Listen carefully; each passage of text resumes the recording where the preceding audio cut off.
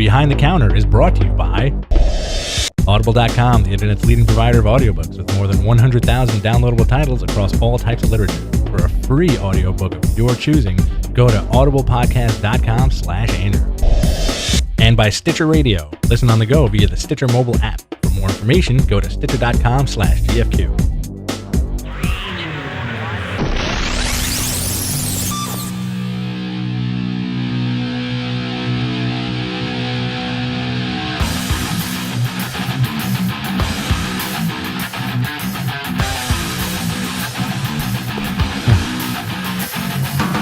All right, hello and welcome everybody to another episode of Behind the Counter, your weekly show about pop culture and or comic books. But I think it's going to be mostly about comic books today. Yeah. I think so. I'm your host, Rich Stamboli, and with me as always is the man who is behind the Beyonce Super Bowl halftime show, Jonathan Adler. That was me. That was me. The head choreographer. You're welcome, New Orleans. So many people hated her. I thought she was great, man. She was showing so much cleavage. I thought she was great. Man. I'm not a big fan of Beyonce at all, but I really enjoyed that. I made you a big fan. Me too. I thought she showed improve. It was also the arguably like I started the show talking about we're going to talk about pop culture and comics, and now we're going to talk about the Super Bowl for 2 minutes. See, the weirdest Super Bowl of all time, probably. I loved it. I spent the last 10 minutes of that game on my feet, glued to the screen, just like, come on. You wanted the Niners to win? No, God forbid, no. Bodymore all the way. Really quick. I know it's not the wrestling show, but did you see the mashup video of the lights going out and then Undertaker showing up? No, you know what? Oh my God, so good. I should have put two and two together. That probably exists. It was edited so well. As soon as the half stadium went out, you heard the gong. You know what? It's funny because I took a shower like right in the middle, so like at halftime. Yeah, exactly. That's usually what happens. So I DVR'd and I came back and I'm like I'm watching the Beyonce thing, and then like my father comes down and he's like, hey, did you see that? You see what happened? I go, no. It's like, I'm watching Beyonce. He's like, it's like, oh, the lights went out, and I didn't believe him. Until I got to it, and it was very uncomfortable. It was probably the most uncomfortable half hour I've ever watched of football. It was a really weird half an hour, and now they're saying that they like big events should not be held there anymore because of it. Well, we're getting it next year, and they're already saying that we're doomed. We're absolutely doomed. We have no dome. No dome. No dome. We have no doom. I did like the halftime show. I liked it. I liked it a lot. There's a lot of Beyonce haters out there, though. She's jacked up. If you're a fan of ours on the Facebook, somebody posted an awesome picture of Beyonce from the halftime show as She-Hulk, which works so well. Was that you? Was that guy? I think it was you, right? Yeah. Okay. Because I know I didn't do it, and you're off the grid. Off the grid. This is your grid. This is my grid. This is it. As far as I go. Cannot find John on social media at all anymore. Why? Yeah. I'm sick of it. You're done. I'm absolutely sick. Too many haters. Too many Beyonce haters out there. I am done. I am completely done with Facebook. And it's funny too. Today I downloaded an app for Mixcloud, which is like one of these, audio like mix things you can put on your phone and listen to like whatever, a radio station. And when I did it, it asked me to sign in with Facebook because apparently I had an account with them already. Right. And it reactivated my Facebook account. And as soon as it happened, it starts sending out spam, like from my email. Yeah. So no, I'm done with Facebook. Yeah. I am absolutely done. That sucks. That was just like the Pacino moment for you, where it brought me back in. Brought you back in. Yeah. No, that's where I was going. I'm done. I was like, where are you going with this? Phil Spector? I tried to sign off at their Facebook, man. So a lot of interesting stuff happened this week. I know the big thing for me is that they said that Bruce Willis said he will make a Die Hard 6. That's pretty big. That is pretty big for me too. For a couple of fans of Die Hard, I gotta say, I'm looking forward to the new one, but me too. But I'd like them to cross that line before they actually start making announcements about the next Die Hard. I was also looking forward to Die Hard 4, but that movie sucked. That was awful. Yeah. Well, Die Hard 3 was awesome. Yeah. That was like completely solid. Die Hard 3. Yeah, 3 was amazing. 5 looks good. Hopefully 6. The only way that 6 would be amazing, picture this, White House. Oh, I don't know. Yeah. Yeah. I feel like the White House stuff usually messes it up. He visits with his daughter. And someone doesn't work there. Visits with his daughter, and it's like, damn, McClane's here. He can't go nowhere. No, It should be about the fact that John McClane can't go anywhere, and they're trying to keep him in a box somewhere, and then another one of the Germans come out and do revenge on him. It is him. He's under house arrest, and everything happens in his house. Yes, and that's it. all at once. They should murder him. No, why? Oh, that's true. Damn, man. Like Bruce Willis or John McClane or both. You don't like Bruce Willis? Really? I don't like the whole blues Who's your favorite thing. actor? Who's your favorite actor? He's all high and mighty. He's eating a pasta dinner in front of us. Yeah. Jean-Claude Van Damme. Eat your fettuccine.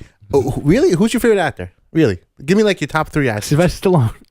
Sly Stallone. Sly Stallone, Rocky Balboa, and Rambo. Rambo. I like Marky Mark. Steven Seagal. Seriously. Get out No, of here. I like him too. Yeah, I think Mark I'm good. Wahlberg's really good. You're retarded. I said it again. I shouldn't say that word. See, it's right. It was me. don't know. I have a bunch. I can't. Give I me can't just a stand random them. one. The first one comes to your mind. George Clooney. Good actor. Really? Yeah. Next one. Another one. Boom. I can't. Right in your brain. Like first movie you can think of. Tom Wow. Cruise. I'm just thinking of Studley Man. How do we know each other? Go. 1, 2, 3. It doesn't matter if they're your favorite. Just Gary like Oldman. good actors. Go. Gary Oldman. 1, Gary Oldman. 2. Rambo. Boom. Rambo's a great actor. Dude, there's so many guys out there, but there's how do we get to this? I don't know. I just blacked out for a second. Just go with it. Johnny, All right. You know, a stroke.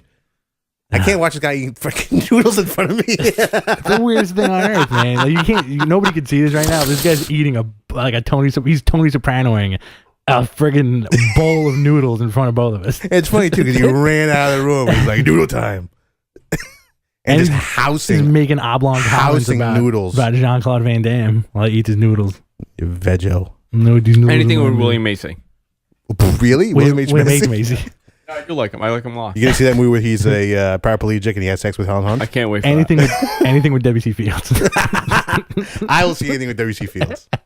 William H. Macy. Let's segue this into Spider-Man 2, Amazing Spider-Man 2, where they're filming it now. It's in Are they filming pre-production. it? It's in pre-production right now. And they let loose That can mean anything. Jamie Foxx as Electro. I have no problem with that. I do. Yeah. Come on, Pasta. Let's go. What do you got?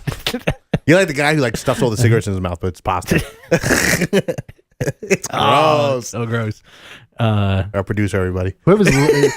You're watching. It's funny. You can see, John and I's reactions. But if you're listening to this like a couple of days from now, it's gonna. What are they giggling about? I guess. Look, I wish somebody would take a picture of you right now, Andrew. Too late. Too much pasta. Pasta. Not even Italian. Too much pasta. And you have And stemless wine glass. you have what's his name playing? What's his name? You got new Norman Osborn cast. Yeah. Ian Combe. Comfior. Comfior. I think so. Who's Ian Combe? That's Bilbo, bro. The original Bilbo, right? Yeah, that's Ian Holm Ian Holm. is Ian Combe. is Bilbo, not Marty Friedman. And we blew. I didn't see it yet.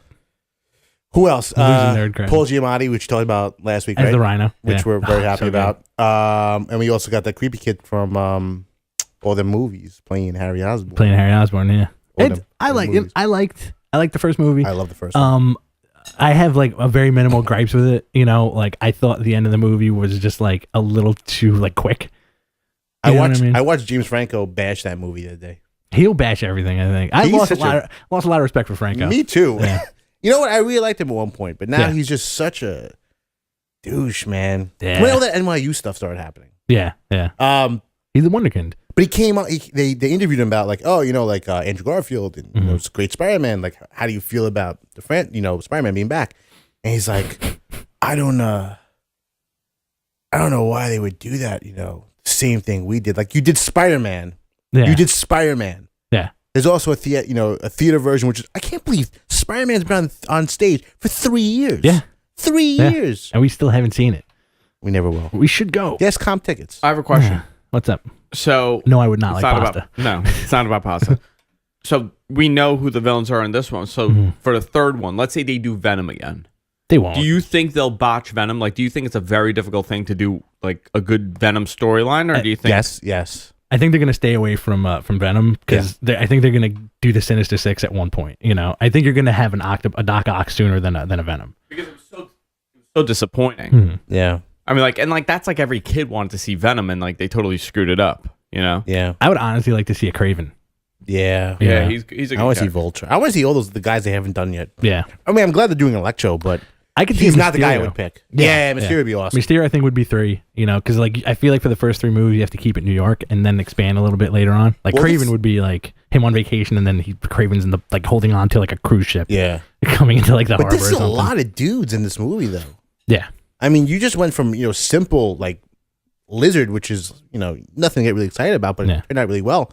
But, Rhino, Harry Osborn, Electro, Norman's probably going to play a really small role in it, just like he did in the first one. Yeah. Or just like beginning, like, I think he'll be, full blown Green Goblin by the third one. Mm-hmm. Because apparently, I think that they're probably going to be killing off Gwen Stacy. Gwen in doesn't- this one. Yeah. Yeah. She gets gored by the Rhino. That'd be awesome, good. man. Or electrocuted. You can go so many ways. With this movie. Electrocuted and gored and thrown off a bridge. Oh my god, that I would love that actually. You know, sorry fans of stuff out there. But yeah, you're getting that. You're also getting another cool part about the Super Bowl is that you got that Iron Man spot, which looked really intense. Apart from the armor, like I'm still not big on I it. really like the armor. But it kind of sold me on it a little bit with like that little Super Bowl spot where you got to see a little bit extra of. It looks good. Yeah. It looks really good. And you also have Doctor Strange casting I'm excited. coming down the pike. Who are the top contenders for that? Adrian Brody. Yeah? No. That's cool. No, they haven't even said. They haven't even gotten that Yeah. far yet. I mean, all they did was make the announcement about Strange, but Mhm. I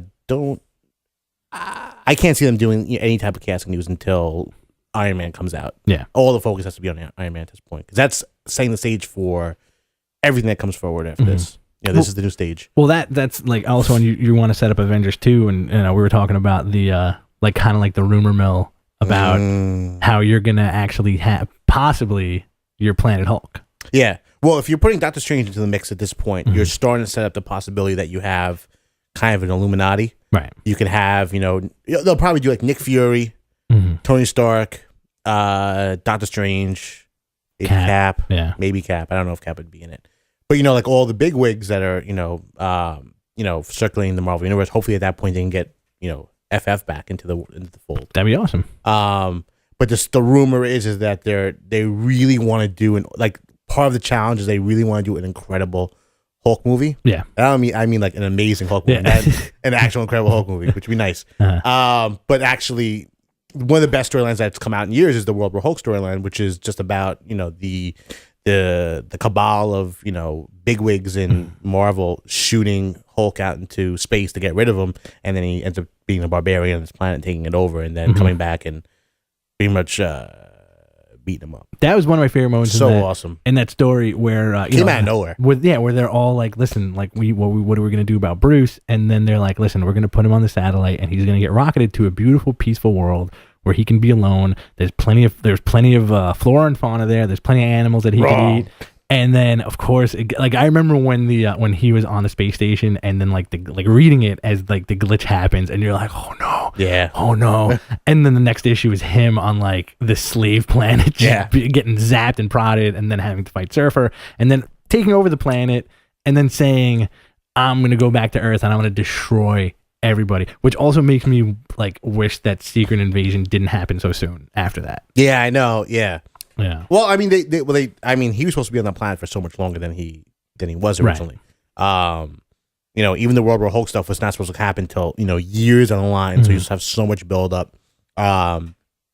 But in movie terms, Yeah. seeing Avengers 3, which is such a far cry away from where we are now, Yeah. but that would be such a good idea. That would be fantastic, and that's honestly the best way you can do a Hulk movie too. Yeah. Is get it. We know that the bomb made him. We've seen enough establishing storylines about Hulk.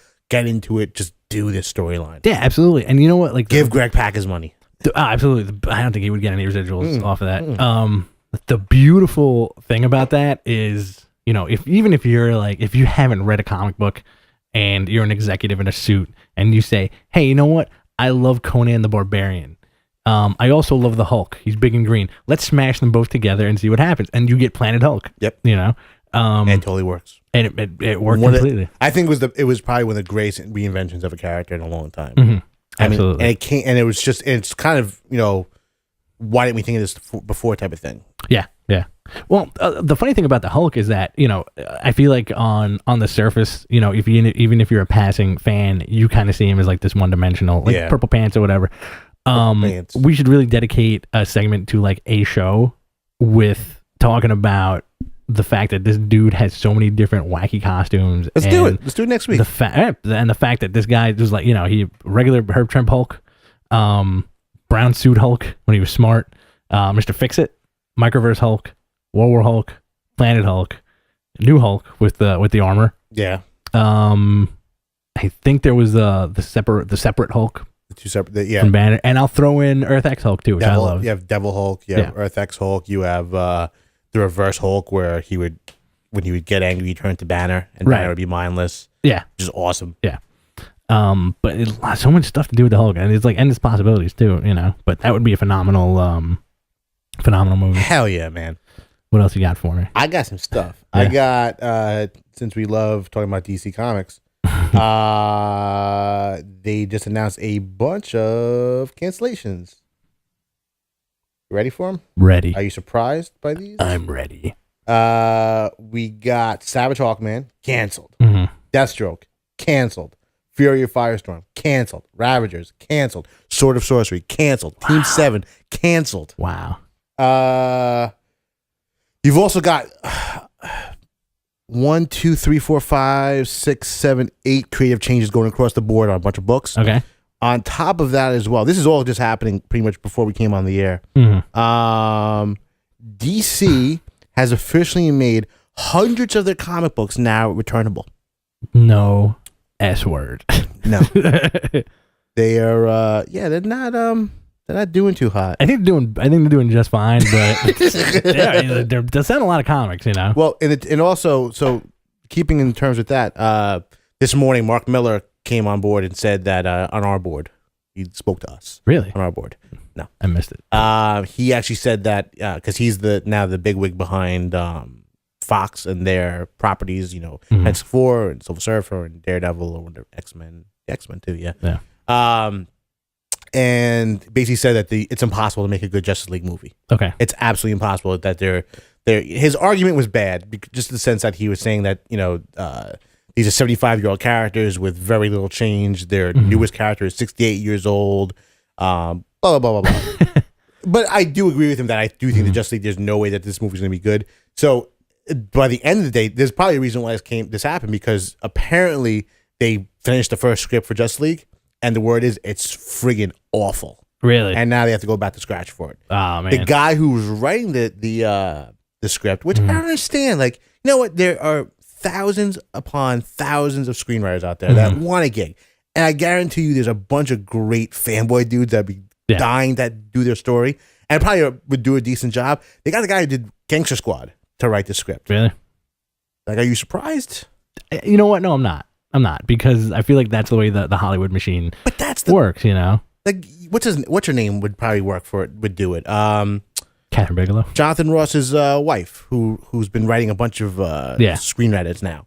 But like, there's tons of dudes. Catherine Bigelow. Okay, Catherine Bigelow do it. Yeah, she's awesome. You know what? I feel like with the fanboy thing, it's kind of rough because you'll make an awesome fanboy script, and then it'll get chopped up by the Hollywood mega machine. Unless you're coming in like a Christopher Nolan and say like, I'm an extremely reputable director. My brother is helping me write this, and like you have Dave Goyer and all that stuff, and you're just like, this is gonna be my vision, and don't you dare touch it. Like 95% close to the original product, right? Whereas I feel like a property like the Justice League, who would want to?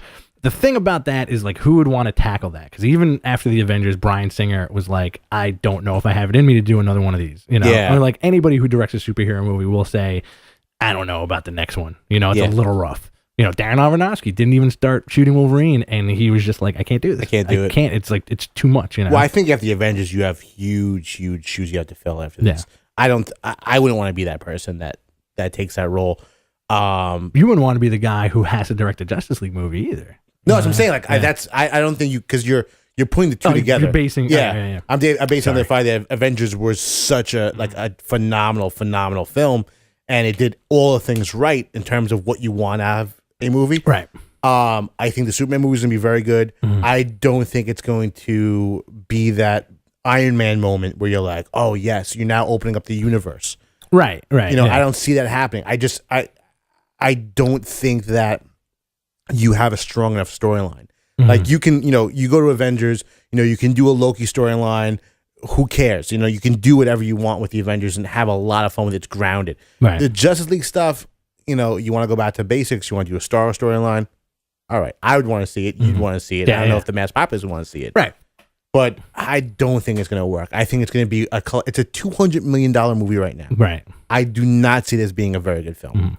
I feel like, you know, if I was in charge, like up to me personally, I would have taken like another Superman vehicle, not like because this is ideally the return of Superman. Yeah. You know, I would have taken another Superman vehicle and just had your cameos in it. You know, and make it the first part of many. You know, kind of like, you know, you had X-Men Origins Wolverine, or, you know, First Avenger Captain America. You have that key in there that clues you in into like the bigger picture. You know, the Thor movies too. You know, like you had the Thor movie, you had like all like the little hints to like the rest of the universe. You know, and to do that ideally would be in a Superman flick. You know? And like even in this one, for example, like, you know, you're watching the trailer and you see him like drowning at one point. You know, who's to say he's not saved by a guy who has a story, who's like, you know, who's like, he's like, oh, you know, like my dad died, blah, blah, blah. He's like, you know, my dad died too. He left me when I was a kid, but he was always a good guy. You know, like, I never met my mom. I gotta go.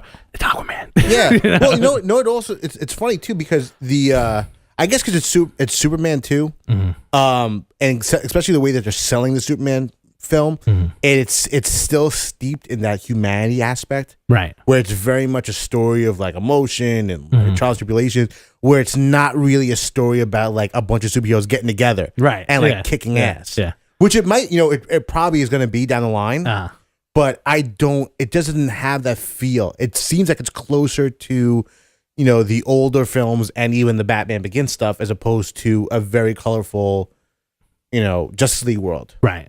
Which is like, there's no way in my mind do I think we get, you know, aside from storyline, I think visually, I don't think it can work. I don't think just too big. I think a poster or whatever it may be, or a long shot of like a big 7 of Wonder Woman, Batman, Superman, Aquaman, Flash, Green Lantern, Martian Manhunter side by side. Unless they give them all black costumes, I don't think it's going to look good. And you know they're going to give them black costumes. Yeah, they're going to go the X-Men route. You know, I think it would look, if they pull it off, it would be a visually stunning movie. I honestly, like, my pick, if he wanted to do it, James Cameron would probably take 10 years to make a Justice League movie, and it would probably look phenomenal. I don't think so. You know, I have no faith in that property. I would not go near James Cameron vehicle. The other option would be to have it because I have a very distinct feeling that if we see a Justice League movie, it's gonna be like just a pure popcorn flick. It's gonna be like a Jerry Bruckheimer movie where it's like a one and done, and you're gonna love it, but there's not gonna be any like real tangible story to it. Well, you know, I think that we're seeing, you know, DC is doing nothing right now. Right. You know, for a long period of time, there has to be a financial, you know, repercussion down the line. Warner Brothers is not invincible. Right. You know, like they're not Disney. No, like Disney is invincible at this point. The amount of holdings they have are, you know, they're fine. Right. They'll be fine. And they're doing very well. Their movie properties have pushed them up to that level.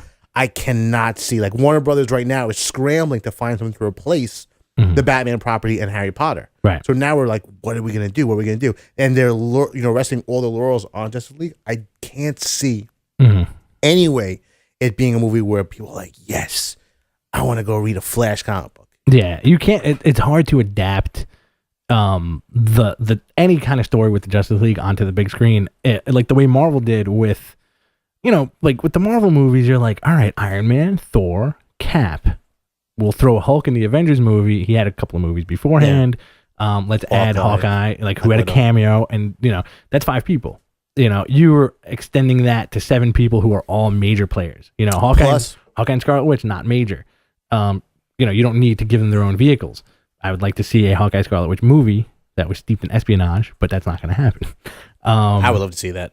Right. But for 7, you'd have to make 7 amazing movies, and then make one awesome That's what I'm saying. Avengers movie. That's where the property really works for Avengers, because you know enough about these guys. Right. You know, you have these huge iconic characters. And yes, Batman, Superman, and Wonder Woman are very iconic. Wonder Woman definitely less so nowadays. Right.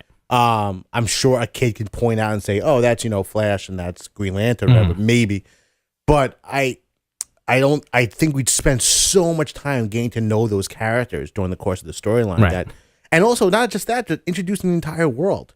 Yeah. You know, like how, because you can't just go from Man of Steel to like, all right, these 7 dudes who came out of nowhere are all, getting together, and here's like Amanda Waller, and here's, Brainiac, and here's, the Secret Society of Supervillains, or whatever they want to do. Right. It's so much intro that by the end, you're just going to be bored. It'll eat itself. Yeah. Avengers didn't have an intro. No, it didn't need one. And like I think a huge part of that is the fact that the one of the great things about the DC universe is the fact that every hero comes from a different city. Yeah. Whereas in the Marvel universe, everybody's in friggin' New York. yeah. And that's it. Like you have Cap, Iron Man, Hulk, who he might as well be from New York. And they're all like just in there. They're there already. Whereas like you have Batman in Gotham, you have Superman in Metropolis, which is arguably both the same, different coin, different side of the coin, same city. Yeah, pretty much. You have Green Lantern. Coast City. You have Wonder Woman, who's everywhere. Who's DC, I guess they would probably do with her. Yeah. You have Martian Manhunter, who's a New York guy. I'm going by the he's definitely a New York guy. Aquaman, I think he's a Maine guy. Yeah, he's definitely they've established that he's in Maine. And Flash is from the I want to say the Midwest. Yeah, he's definitely from the Midwest. Green Arrow from the Midwest as well. We'll probably see it eventually, but I think it's not going to be as soon as we think, And like ideally, like you want stuff where like you want an awesome Wonder Woman movie, and you want the climax to be her on Olympus. She falls, ends up in the water, washes up on a beach, and then you turn around and it's a guy wearing an orange scale costume saying like, "Need a hand?" And you're like, "Whoa, or how about Aquaman movie?" Or how about a white glove taking a silver plate? Tell us about that. Well, what it is that Avengers, it was, everything was right. Everything, worked out. It was such a great plan leading up to that. The problem is the pressure is so hard on DC that, years ago when, you've heard every rumor coming out about Justice League movie right, coming out, and it could just, get lost in developmental limbo. Now they have no choice but to like, why are you not putting this out? Yeah. There's no point. There's no chance of this not happening. So it can't be stuck in limbo. So what I feel is going to happen is we go through script rewrite to script rewrite, looking for director. A bunch of people are not going to want to do this movie. Because what would you want to do? If you're an actor, would you, and you're a big actor at this point, and you have an opportunity to work in Marvel and the Avengers property, or be Aquaman? Yeah. What are you going to rush towards? Yeah, exactly. You're going to, because, you're absolutely right. If whoever, like, you have playing Aquaman, they're going to say, well, this movie's not really going to get made for the next 4 years. Do you want to commit to it? No, and you know what? And this is a weird thing, but I honestly feel like Entourage kind of messed it up also. Okay. I think really Entourage kind of messed up the Aquaman thing. Aquaman, Bradley Cooper? Yes and no. I would love Bradley Cooper to be any of our roguish, superheroes. Yeah. I want him to be recast as Green Lantern. Because I don't see Ryan Reynolds coming back for Green Lantern. I don't see it happening. Yeah. But I would love for Bradley Cooper to come into the thing. He's Silver Linings Playbook now. There's no way he's getting a little great movie. It was a great movie. great film. What is happening right now? That dude is weird. I would also, and I'll throw this out there too, which if you can make a Watchmen movie, you could easily, which was a good flick. It was good. I really like Watchmen. I stand by Watchmen. I would rather see an easy one-off movie that can be easily done from DC, a JSA movie. Yeah, man. Set it in the 40s, make it a period piece. Just make the costumes all floppy and awesome. Yeah, exactly. I think that's the appeal of JSA is like the weirdness and like a bunch of old men singing around in floppy costumes. Yeah. Do Golden Age. Yeah. Golden Age is built for, the screen. You have Hitler, you have like horrible things happening to old people. It's great. Robot Man. Yeah, absolutely. And like, there's so much cool stuff that you can do with like the DC properties, but it's just like DC always had that problem of like, if it ain't Superman, if it ain't Batman, we're stuck. Thing. Like, we don't know what to do. What's always drawn me to DC, and I think it's a degree to everything that I read when in terms of the two big companies, as much as I love the big stuff in Marvel, I think the greatest appeal for me in DC has been the mid-tier stuff. Yes. Like, I think me and you have had like a ton of Martian Manhunter conversations. Oh, absolutely. We've had tons of like, Booster Gold. Booster Gold, and like, like we still, cry about Bloodhound being canceled. We're the only ones. But that's the stuff you can take one of those properties and say like, you know what, this would really work. Yeah. This would work completely. Like Hard Time. Remember Hard Time? Oh, yeah. Like Hard Time would be an incredible miniseries, and DC owns it. Yeah. It can totally work, but there's nothing out there. No. You can the Vertigo route too, like you can have an awesome Preacher movie. You can have an awesome Sandman movie. Like they're localized stories that don't have like these larger, like really larger than life dudes. You could do a great John Constantine storyline if you didn't make it PG-13. Yeah, absolutely. I think that's a big problem too, especially with the Vertigo stuff. Is you're not. I doubt Warner Brothers would put out like a rated R Preacher movie if they had the chance, But it's still like all this stuff like, and like here's the thing that also gets me too is that like the anticipation for a Justice League movie has been around since we were kids, and it's really strange. And also I think Smallville added that fuel to the fire where it's like if they can do this kinda, we can see it on the big screen. Now I was never a Smallville fan.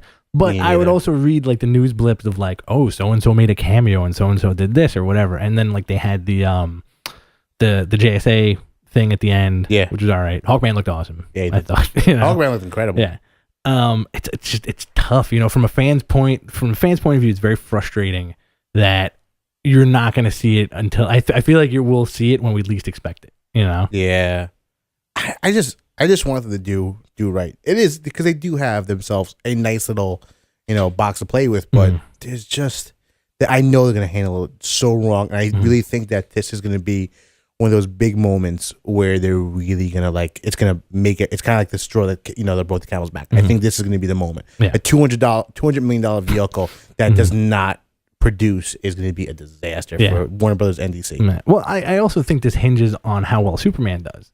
Which I don't think is going to do well. I think it's going to do okay.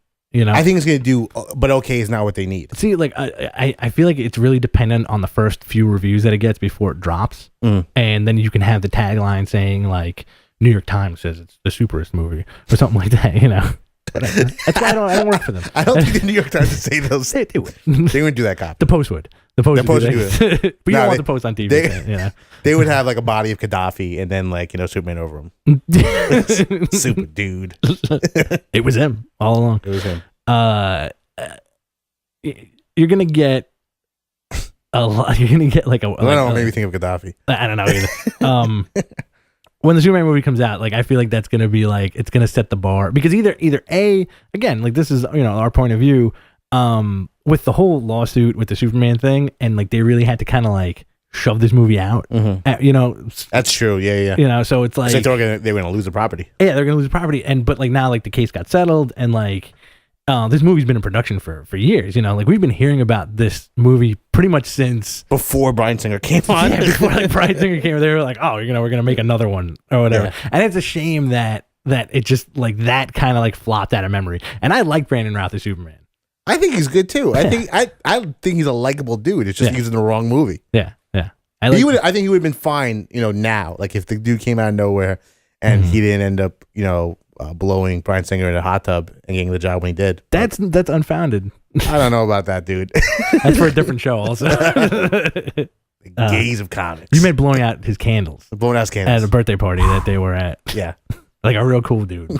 And speaking of Bryan Singer, that guy sucks.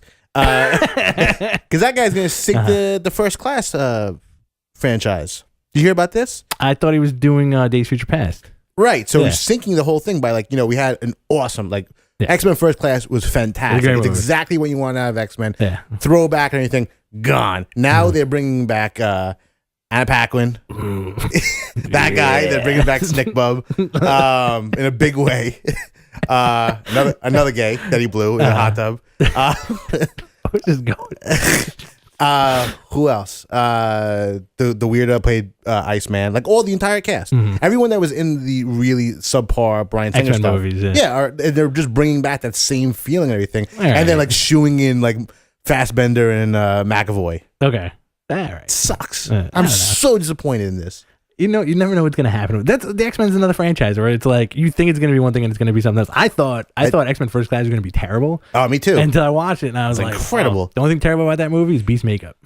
I love Beast makeup. It's better than Kelsey Grammer's makeup. All right, fair enough. But like apart from like those minor little things, that movie wasn't that fault. Tossed salad and scrambled eggs, man.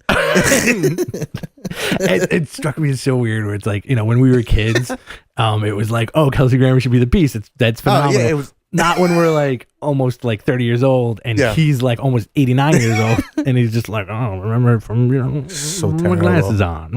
Awful. But it worked. Yeah. It was weird. Did it? It did. It was the third movie, right? Yeah, there's a third movie. I hope Alan Cummings doesn't come back either. And I still say did you like? I like X-Men too. No, I like it, but it's more watchable than X-Men. I can't watch Alan Cummings anymore. Okay, he's just gross. Not because of sexual preference. Okay.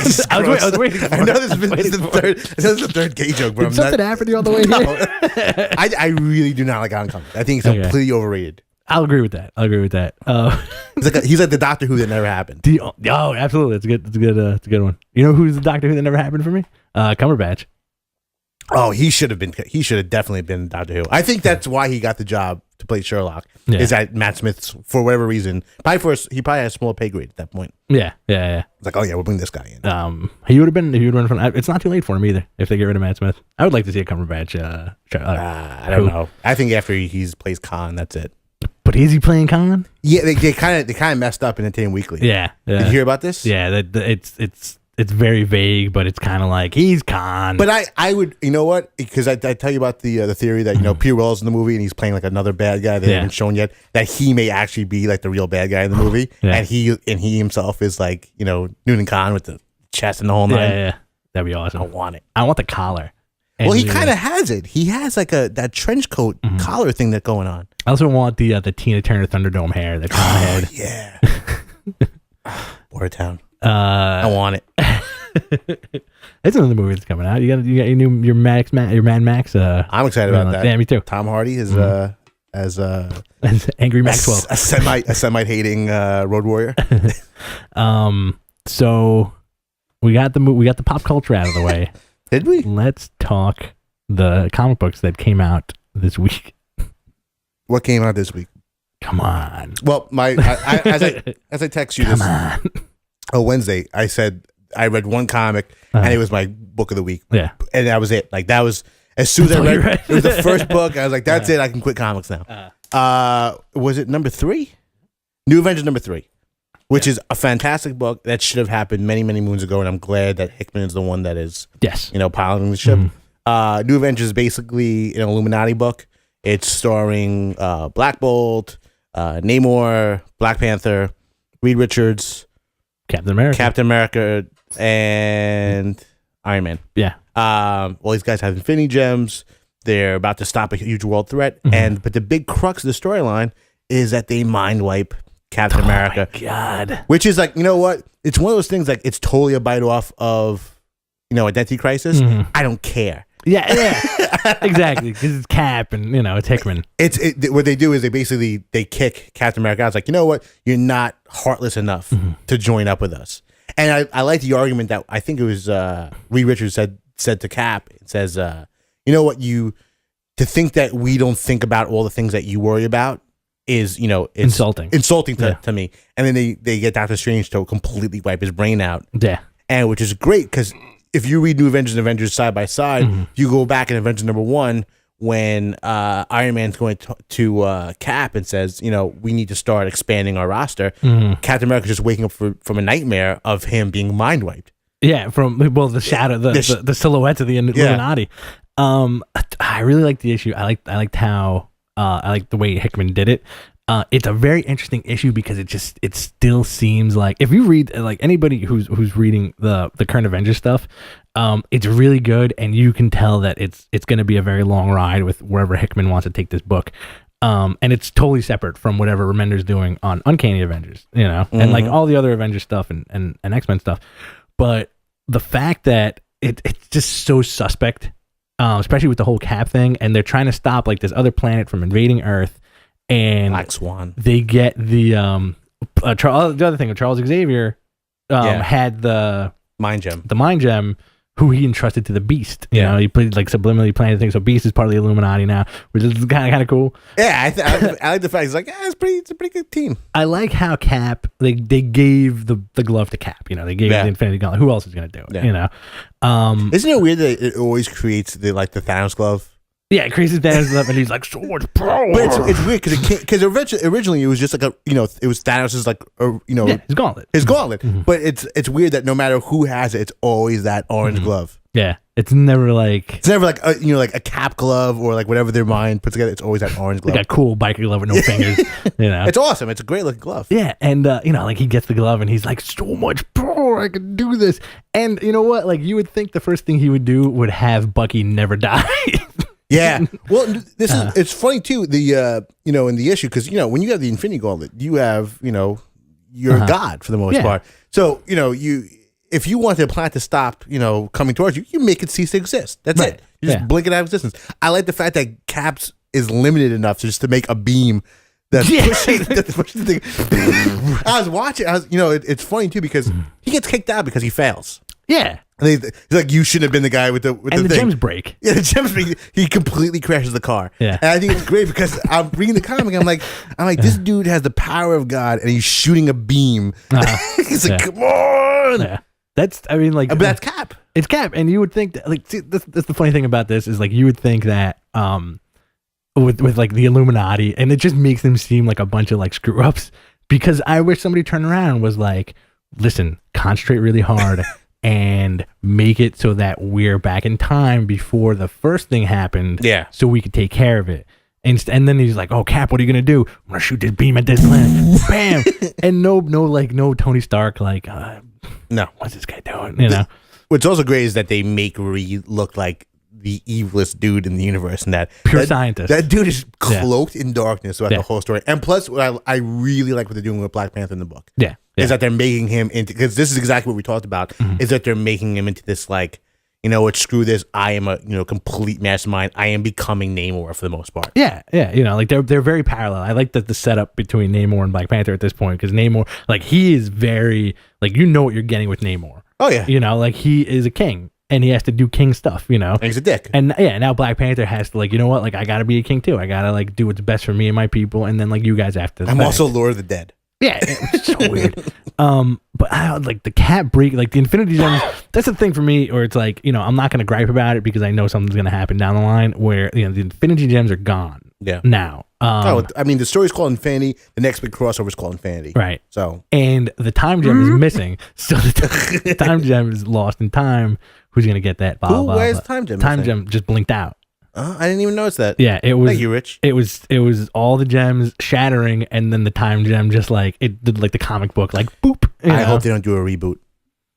What do you mean? If they have a Time Gem running around at this point, it's the possibility of doing some type of reboot because it works so well for DC. It makes sense. Well, like the big thing now you have this storyline, and then Ultron War starts in a month. I want to say. April. I think either end of March or April. I think it's end of March. Yeah. But you're gonna get some like cool stories out of this. It was book of the week for the fact that it was extremely well written and it was like the Cap mind wipe where so good. You want to think like in the past 5 years, like they put Cap through the ringer, and this is like the extra kind of like what else can we do with him to like mess with this guy? Yeah, man. I thought it was a little weird that before it happened, he was like, "Is this right, brother?" Yeah, that we threw it at Tony Stark. Yeah. Like, this is the guy you've been fighting for the last 6 years, and you never called him brother before. Like, is that brother like, what's up, brother? Yeah, that's what I thought of immediately. What a weirdo. It's like, brother, I'm looking at you, Tony. What else did I really like? Brother. I liked Avengers 2. Avengers number 4? 5. 5 already? 5, I think, yeah. It's like 2 issues a month now. Yeah. Actually, it's last week was Avengers 4. This week was Avengers 5. Great one-shot story with the whole smasher. Like, I like the idea of we have to get bigger. We have to make like a universe Avengers basically. Well, also I'm fascinated by Hickman's use of graphing. And like symbolism and stuff like that. So the first page, they always have this symbol of like the core Avengers, in like a circle, like their symbols, Mm-hmm. and it branches off into like the new Avengers who've just joined up. Right. But there's blank slots for where like on each side. So I wonder where they're going with this. I think they're setting up for a new Tony Stark, a new Captain America. Not in the sense that someone's replacing them, but in terms of the power of the Avengers. Like leader, like the ladder. Yeah. You brought up a very good point where it's kind of an interesting theory about how they found this character Black Veil, who was created by these universe creators. Well, he's called Adam, and then they reveal his name is Black Veil. Right. Yeah. So they say he's basically Starbrand. right. And what made me think of this was Tony Stark's talking to Black Veil. Mm-hmm. He finds out his name is actually Black Veil, which is I'm like, that's a weird friggin' name for a character called Adam. Yeah. For the most part, it also turns out to be Starbrand. I think that since they now own the properties and we've been waiting for 10 years now, I think, for this to happen. It's been 10 years since they've had It's been this. for a while, yeah. He could have misinterpreted. It's actually Marvel, and he may become Marvel Man at some point. Okay. And plus, in I think 6 or 7, one of the covers they actually show him in his costume, and it's very much the red and blue scheme, just as Miracle Man Okay. had. It's almost the same exact costume, just with the Starband symbol. It's very interesting. Could be. It's a good theory. It's a really good theory. I'll throw this one out there for you too, because you're dealing with like the Infinity and possible Marvel. No, Adam Warlock, I would love anything with Adam Warlock. I'd love. who's not been around forever. Yeah. And like he was like the guy who had the Infinity Gems. That might be where the Hickman stuff's going Yeah. too. That time gem just blinking out and appearing on a guy's forehead. Well, it's gotta be the Soul Gem then. Yeah.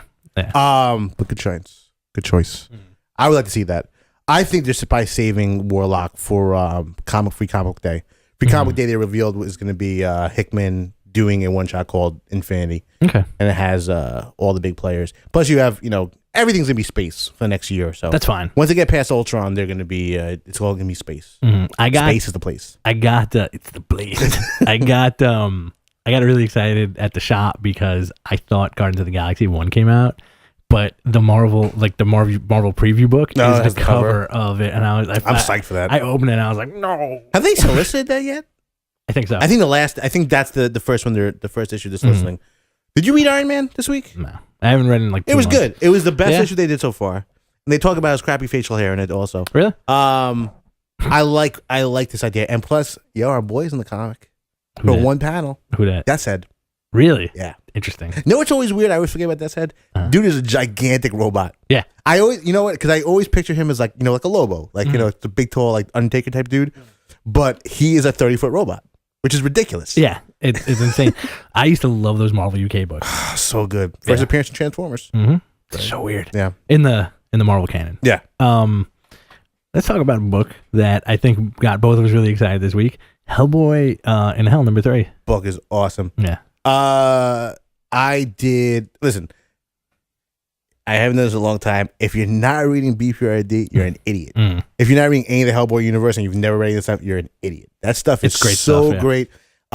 This has been going on since God knows when. 20 years. Yeah. 20 years of comics. Close to it. Yeah. 100. I think they're up to 143 for BPRD. Yeah. And that's way after they've done tons of Hellboy standalones. Yep. And, So I think you have a good like 8 or 9 Hellboy miniseries. This is a dude. This is coming from Mike Mignola, who was a really abstract artist when he first came out. Really, I think he still is. absolutely. Oh, he's still. Yeah, he's one of the sparsest artists I've ever seen. And like in this issue, most of the whole issue takes place in him navigating hell, doing kind of like a Dante's Inferno type of thing. Right. And the way that he depicts hell is just so empty. It looks like It's completely minimalist. yeah, it looks like someone packed up and like left, which is basically what hell is. It's completely empty. Yeah. But it is so weird and like unsettling and so perfect for this book. Yeah, absolutely. Because like he does like Mignola does great stuff with his artwork, and he does a lot of really cool Negative space. a lot of cool negative space, because the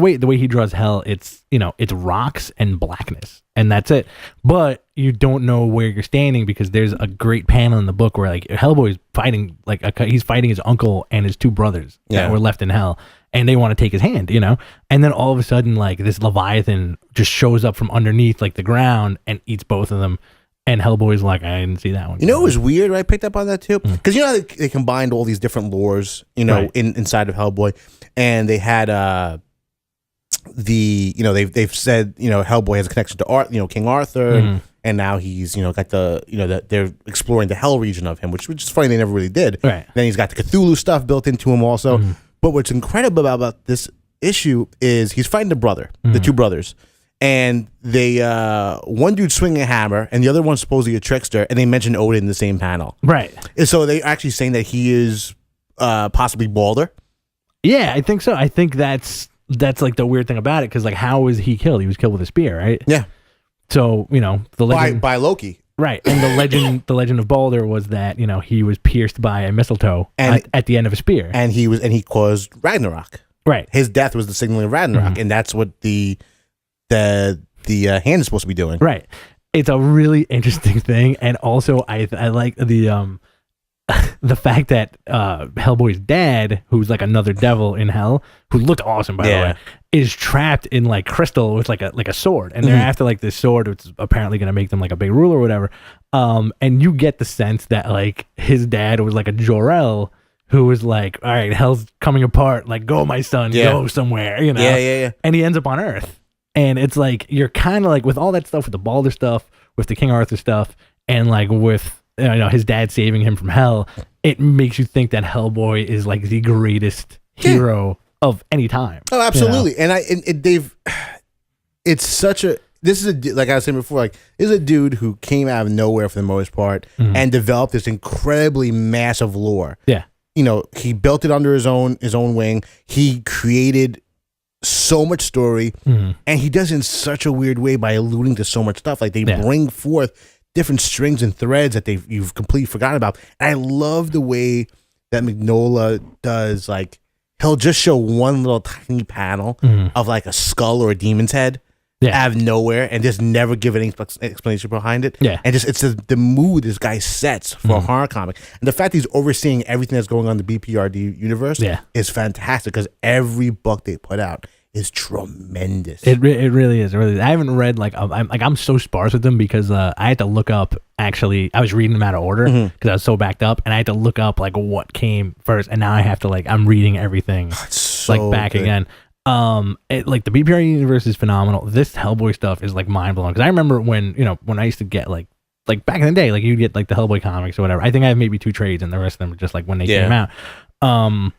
About how good they were, and then all of a sudden you're hearing about like the Last Hunt, the Wild Hunt, which was awesome, and then the one after that where did he get killed at the end of Wild Hunt? No, Wild Hunt was the beginning of the Arthur storyline. That was well, not even it teased it where he just basically fought those guys with the horns, and you didn't know what the story was. It was basically like all the Hellboy stories I've been doing, because Hellboy was doing the Odd Adventure where he went to Samoa for a day, or went to Africa. But you didn't know that you were leading up to this gigantic, epic storyline. Right. And the way the Hellboy stories are written is that they're all in different time frames. Yeah. And he looks the same, but everybody else is different.